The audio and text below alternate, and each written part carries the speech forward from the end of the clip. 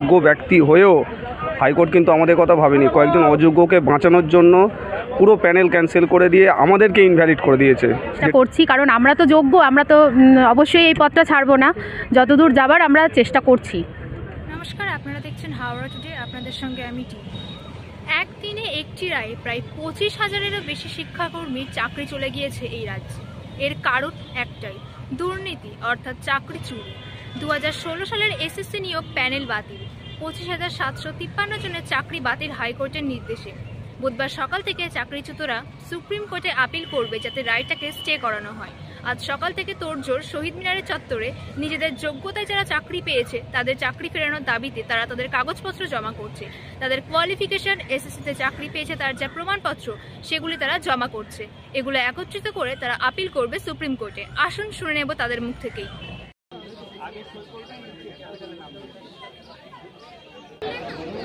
পশ্চিম বর্ধমানে কোনো ব্যাপার নয়, একটা জায়গায় হচ্ছে রেজিস্ট্রেশন খাতা, কোনো জেলা আলাদা করা হয়নি।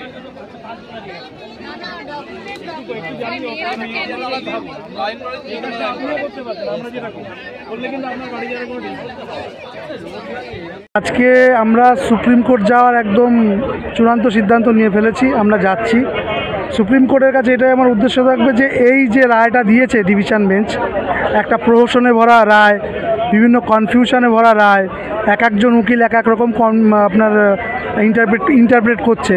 আমরা চাই যাতে আমরা যে যোগ্য ক্যান্ডিডেট আছি, যারা আমরা এই রায়ের ফলে অযোগ্যতে পরিণত হয়েছি ওদের রায়ের ফলে, তাতে সুপ্রিম কোর্ট এটা দৃষ্টি আকর্ষণ করে যেন অবিলম্বে স্টে দেয় এবং আমাদের চাকরি ফিরিয়ে দেয়, এই আমাদের আশা। আজকে আমরা আপাতত মিলিত হয়েছি। আমরা একটা কতজন আছি, আমরা গ্রুপের মধ্যে আছি, সেই সংখ্যাটা আমরা বেরিয়ে আমাদের শক্তি যাচাই হচ্ছে এখন এই মুহূর্তে, যে আমাদের তো সামনে সংঘবদ্ধভাবে অনেক দূর চলতে হবে।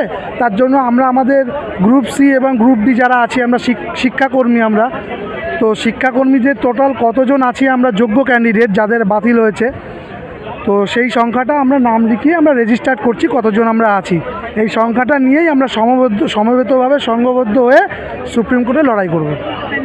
হাইকোর্টের রায়ে আমাদের চাকরি চলে গিয়ে আমরা আজকের রাস্তায় এসে দাঁড়িয়েছি কোনো কারণ ছাড়া। আমরা যোগ্য ব্যক্তি হয়েও হাইকোর্ট কিন্তু আমাদের কথা ভাবেনি। কয়েকজন অযোগ্যকে বাঁচানোর জন্য পুরো প্যানেল ক্যান্সেল করে দিয়ে আমাদেরকে ইনভ্যালিড করে দিয়েছে, যেটার কোনো যুক্তি নেই।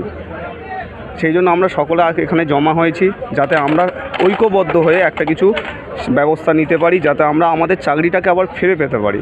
আমরা তো অবৈধ নই, আমরা ইনভ্যালিড নই, আমরা ভ্যালিড। কী যুক্তিতে উনি ইনভ্যালিড বা ভ্যালিড বলছেন আমি জানি না। কয়েকজনকে বাঁচাতে গিয়ে আমাদেরকে কেন ইনভ্যালিড করে দিলেন সেটাও আমরা জানি না। এর জন্য আমরা প্রত্যেকে প্রতিবাদে একটু সামিল হয়েছি, আর আমরা একটা আইনি ব্যবস্থা বা আইনি পদক্ষেপ নেওয়ার চিন্তা ভাবনা করছি। এই উদ্দেশ্যে এখানে আসা। আমার একটু এখানে জমা দিচ্ছি, ওকালতনামায় সই করলাম যাতে আমাদের চাকরিটা আমরা বাঁচাতে পারি, সেটাই চেষ্টা করছি। কারণ আমরা তো যোগ্য, আমরা তো অবশ্যই এই পথটা ছাড়বো না, যতদূর যাবার আমরা চেষ্টা করছি। আল তামার রেস্টুরেন্ট এবার নিবড়াই সম্পূর্ণ শীততাপ নিয়ন্ত্রিত অত্যাধুনিক সুসজ্জিত রেস্টুরেন্ট। এখানে থাকছে আরাবিয়ান মান্ডিতে বসে লাঞ্চ এবং ডিনারের সুযোগ। বিভিন্ন ধরনের খাবারের পসরা নিয়ে হাজির আল তামার রেস্টুরেন্ট। যে কোনো অনুষ্ঠানের জন্য বুক করতে পারেন, থাকছে কনফারেন্সের সুবিধা। আমাদের ঠিকানা নিবড়া, হারুন মার্কেট, ডোমজুর। যোগাযোগ করুন 9123608838। আরাবিয়ান মান্ডির স্বাদ গ্রহণ করতে হলে আপনাকে আসতেই হবে আমাদের রেস্টুরেন্টে। তাহলে আর দেরি কেন, আজই আসুন আল তামার রেস্টুরেন্টে।